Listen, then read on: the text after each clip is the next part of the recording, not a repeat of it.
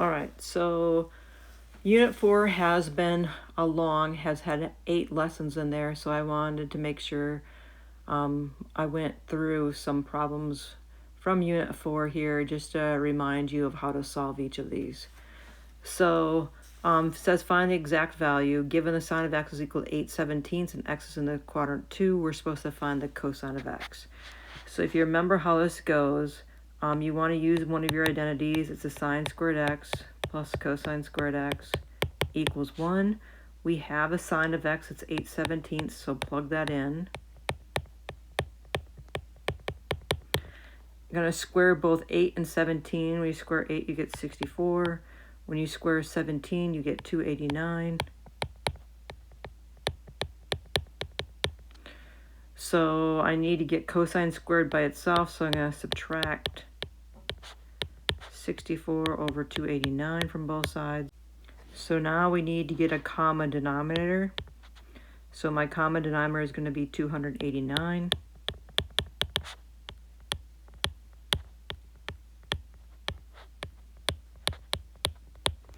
I can now subtract my numerators. So 289 minus 64 there is 225 over the common denominator of 289. I'm supposed to be solving for cosine. So now I want to go ahead and take the square root of both sides, and don't forget the plus or minus there. So we end up there with cosine x is equal to plus or minus. The square root of 225 is 15. The square root of 289 there is 17. So we have to decide if cosine is positive or negative. So we are in quadrant 2. And in quadrant 2, your cosine is negative and your sine there is positive. So cosine of x there has to be negative 15 over 17. All right, so then this one here says the cosine y is equal to 4/5. Y is in quadrant 1. We're supposed to use the half angle formula, which is cosine of y divided by 2. So if you remember your formula here for the half angle formula here, it goes plus or minus 1 plus the cosine of y divided by 2. And remember, those are on the Unit 4 identity sheet. All right, so now I'm going to substitute my cosine of y in here. It is 4/5. So I'm going to need to get a common denominator. That's going to be 5 up there.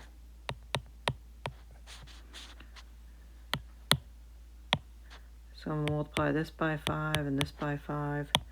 So we end up adding that together up there. We get 9/5 divided by 2. So we can change that into a multiplication problem. We can say 9/5 times the reciprocal of 2, which is 1/2. Multiply our numerators, multiply our denominators. I can find the square root of 9 there. That's 3. I cannot find the square root of 10. But I can't leave a square root down the denominator, so I'm going to multiply the numerator and denominator by the square root of 10. So I end up there with plus or minus 3 square root of 10 over 10. All right, so now we have to decide if it's positive or negative there for our half angle. If you remember, if y, the original angle here, is in quadrant 1, then its half angle is also in quadrant 1. So in quadrant 1, both your sine and your cosine there are positive, so we're going to choose the positive value. So the cosine of y over 2 here is 3 square root of 10 over 10. All right, so now we're going to verify an identity here. So we're going to show all the steps. So I'm going to work here on the left-hand side here. So the first thing I'm going to do is change that cotangent into cosine over sine. And then I'm going to go ahead and get a common denominator because that's all I'm thinking I know what to do yet.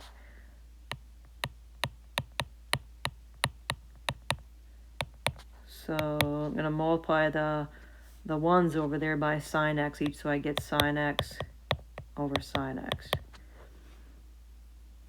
All right, so now I have to come back up here and see where in the world are we headed. So cosecant there is 1 over sine x, and then we're supposed to be left over here with cosine x plus the sine of x. All right, so if I'm looking here, these two terms over here do not have a sine x down at the bottom, which would be really nice if they did. But if you went ahead and you just distributed this through, you'd end up having cosine x over sine x and sine x over sine x, which is exactly what we have. So what I could do is kind of do an extra step in here and pull out in each case here a 1 over sine x and just do it in each step. So I get 1 over sine x times sine x. And so the each term here has a 1 over sine x there in common. So I'm going to pull out that GCF of 1 over sine x. And so then I'm left with cosine x plus sine x, which is exactly where we said that this here should equal. So let's go ahead and replace this 1 over sine x there with cosecant x. And then we've got cosine x plus sine x left, which is exactly what it's supposed to equal, so that equals the right-hand side. So we're done.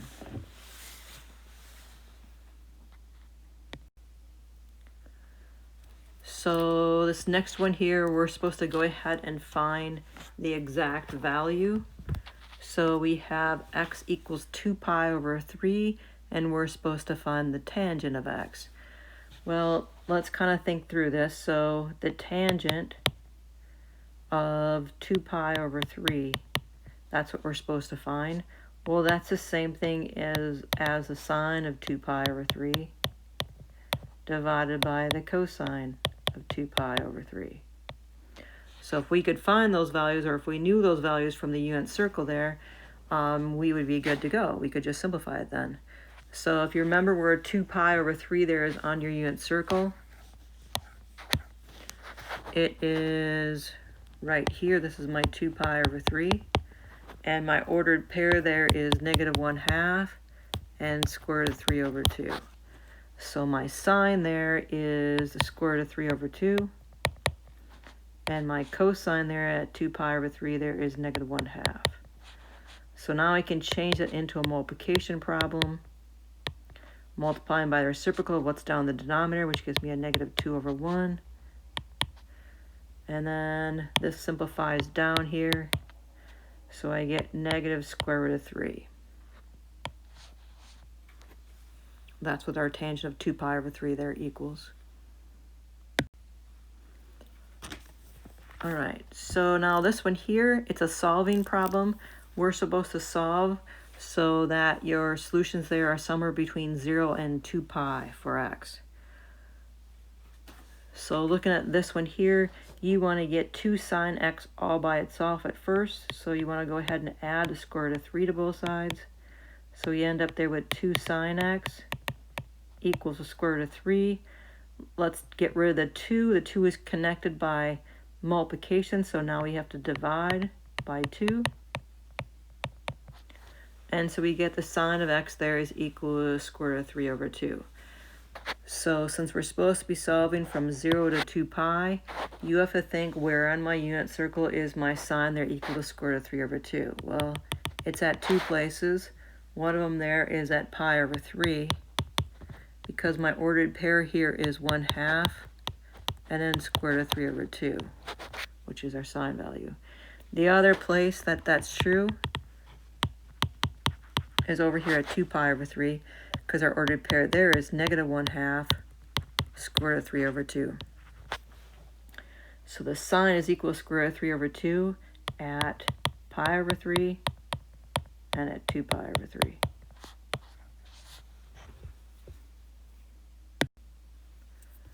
So solving another one here, it's from 0 to 2 pi, including 0 but not including 2 pi. So for one like this, as I'm looking at both of these terms here, I'm thinking, oh, there's a GCF that they have in common. It's a cosine. So I'm going to pull that out. So then what's left in each terms? Tangent x minus 1. So what I would do here is, because now you got two separate terms, and both of those you could just set equal 0 and solve for the trig function, and then solve for x. So I can say the cosine of x equals 0, and the tangent of x minus 1 equals 0. So where is my cosine there equal to 0 on the unit circle? Well, it's in two places. It's at pi over 2 and at 3 pi over 2. So we're looking at the x values. So at pi over 2, your ordered pair is 0, 1. And at 3 pi over 2, your ordered pair there is 0, negative 1. So the cosine there is 0 at those two places. Tangent, I have to add 1 to both sides.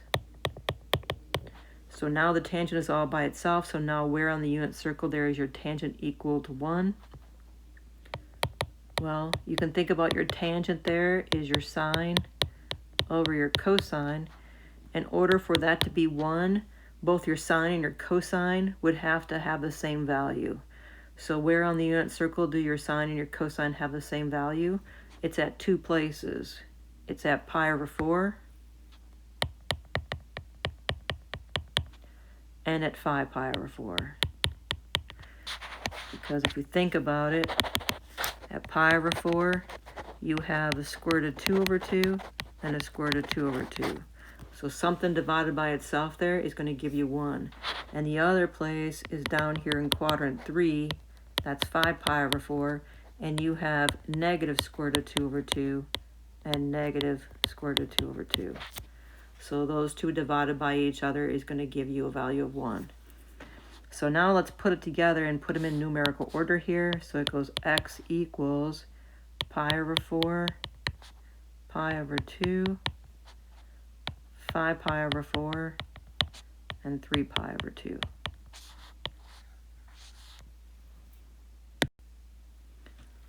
All right, so number 7 here, we're talking about a double angle. So we want to find the double angle here for cosine here.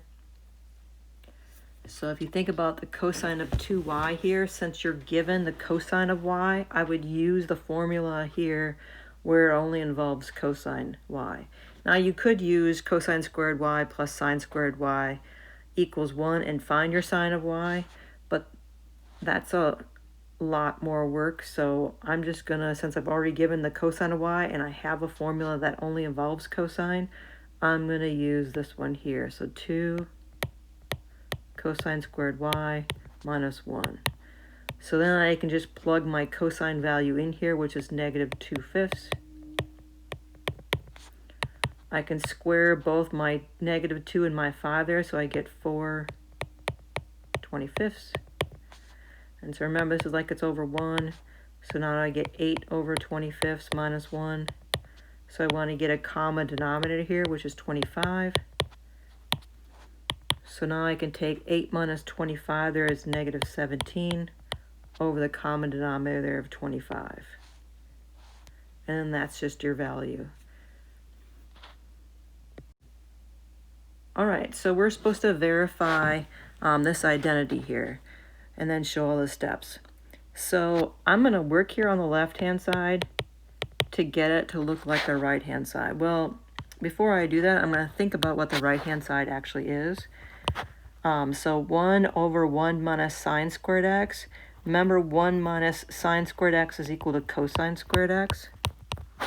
So if I can get the left-hand side to look like 1 over cosine squared x, then I can go ahead and replace that with 1 over 1 minus sine squared x. All right, so then the first thing I think I'm going to do here is go ahead and distribute my tangent squared through. So I get tangent squared x plus tangent squared x times cotangent squared x. So now I'm going to change everything in sines and cosines since my final answer there involves cosines and sines. So I'm going to do sine squared x over cosine squared x because tangent squared is sine squared over cosine squared. Same thing over here. Tangent is sine squared over cosine squared. Cotangent is reciprocal of tangent, so that is cosine squared over sine squared. So now the first term here, I'm going to just leave it as sine squared x over cosine squared x. Over here, if you notice this over here, as you're looking at this, you've got your sine squared divided by your sine squared there. These are going to be 1s, and the cosine squared over cosine squared there is 1. So this just equals 1. So now, in order for me to just to get a single term over here on the right-hand side here, I'm going to need to get a common denominator over here. So I'm going to rewrite that 1 there with cosine squareds. So I've got sine squared x over cosine squared x still. And then my common denominator over here with the 1s here is cosine squared. So I have to multiply the numerator and denominator here by cosine squared. So now I have to write this as a single fraction, which is sine squared plus cosine squared all over the common denominator of cosine squared. So remember, we wanted a common denominator of cosine squared because that's where we're headed here. But if you remember, sine squared plus cosine squared there is one of our identities, and that equals 1. So I can replace that numerator there with 1. So it's 1 over cosine squared x. Well, now we know that cosine squared x is equal to 1 minus sine squared x, so I can replace that cosine squared x there with 1 minus sine squared x. And that's exactly what the right-hand side there says. So we're finished. So this problem here, we're given the cosine of x, the sine of x, the cosine of y, the sine of y, and we're told that they're both x and y here is in quadrant 1. We're supposed to find the sine of x plus y. Now remember, we have a formula for this. It's on your Unit 4 identity sheet, so pull that out. So then we can just follow the formula. The formula says that the sine of x times the cosine of y plus the cosine of x times the sine of y is the same thing as the sine of x plus y. So now just plug your values in. What's the sine of x? It's 4/5. What's the cosine of y? It's 15/17. What's the cosine of x? It's 3/5.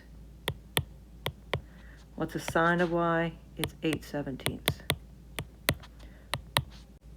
So now we can just simply multiply our numerators and multiply our denominators here. So we get 60 over 85 plus 24 over 85.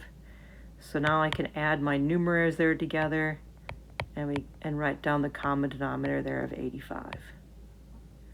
And just naturally you'll get the correct sign. There's not a plus or minus in front of this, so you don't have to worry about the signs. You have to be concerned about the signs for your half angles, and then your sine squared plus cosine squared equals 1.